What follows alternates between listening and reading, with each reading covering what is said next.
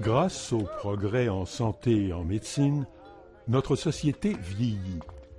Pour la plupart d'entre nous, le début de la soixantaine annonce la fin de la vie de travail et le début de la retraite. Nous cessons alors de recevoir un salaire, mais il faut quand même continuer à payer les factures qui, elles, n'arrêtent pas. Une certaine source de revenus est donc nécessaire. La source de ce revenu mérite hautement notre attention.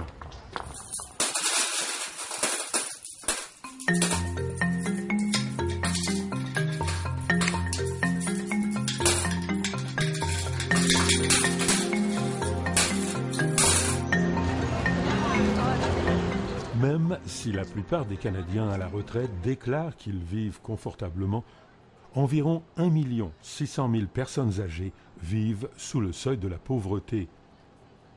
Leur unique revenu provient des programmes de la sécurité de la vieillesse et du supplément de revenus garanti. Plus de 60% des personnes ayant un emploi n'ont pas de régime de pension dans leur milieu de travail. Les choses ont empiré depuis la crise économique de 2008.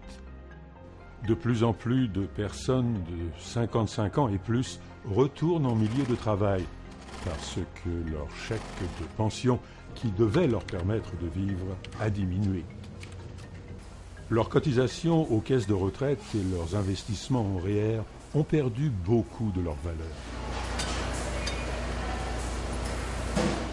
We've got 1.6 million seniors today living below the poverty line, collecting GIS, which isn't enough money for them to live on with any dignity.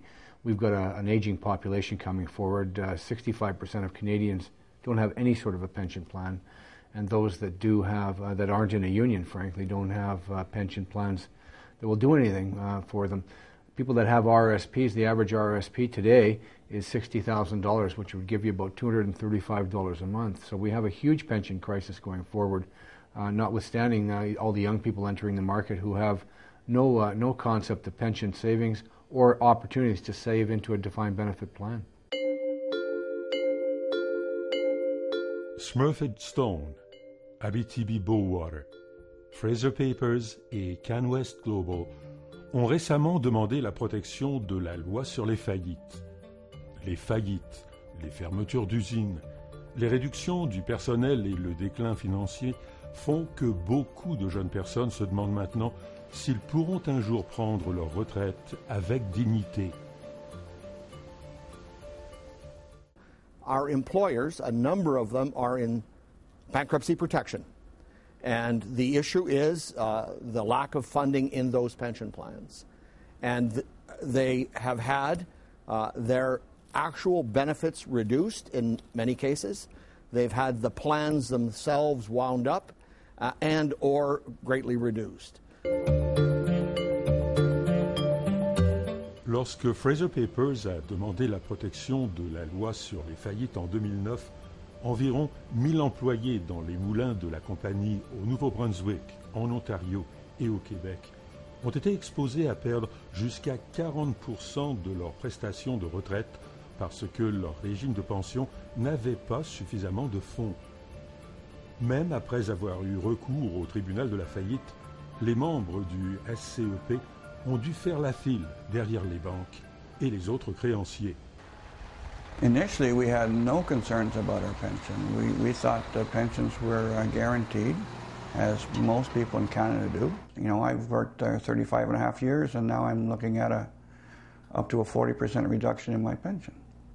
So there's a lot of people that we've set up a lifestyle to retire on a certain amount of money, and now we're going to be penalized, and that's not a very fair arrangement. C'est que les compagnies comme Fraser, ils font un banqueroute, puis ils changent de compagnie, puis tout d'un coup, ils ne doivent plus rien à personne.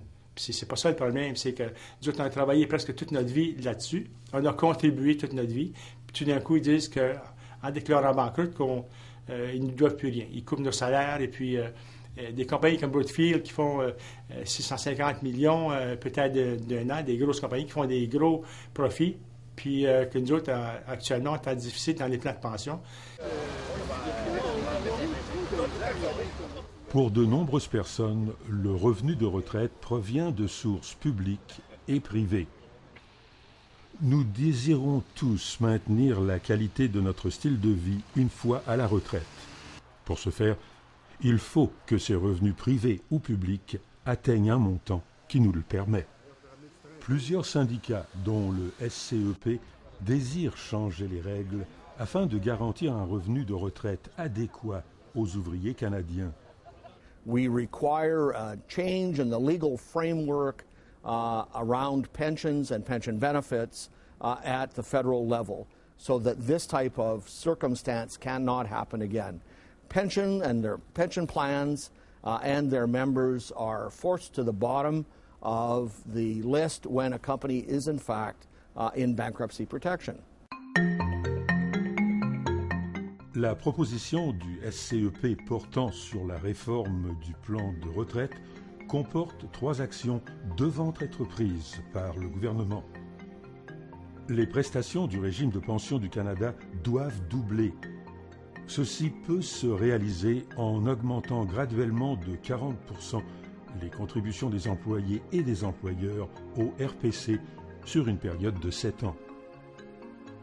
Il y aurait une augmentation de 15% du supplément de revenu garanti qui est offert aux personnes âgées dont le revenu est au-deçà d'un certain montant.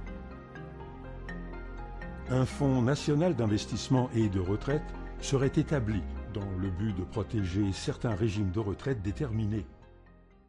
C'est donc de transférer les montants des régimes en difficulté d'une compagnie qui est en faillite, et de les envoyer dans un fonds gouvernemental géré par le gouvernement et se permettre là, de gagner du temps et donc de rehausser les rentes à des montants plus appréciables. Peut-être pas jusqu'à 100%. Si on peut y arriver, tant mieux, mais au moins de se donner le temps d'avoir des meilleurs fonds. Ottawa et la plupart des provinces semblent approuver une augmentation des prestations du RPC. Cependant, Jim Flaherty, le ministre des Finances, déclare qu'il s'agira d'une augmentation modeste, loin du double de la prestation actuelle. M. Flaherty ne dit pas non plus quand on peut s'attendre à cette réforme. Retirement savings issues are too important to Canadians for governments to meddle blindly or rashly. Tous les Canadiens devraient avoir le droit à une retraite dont la sécurité financière est assurée.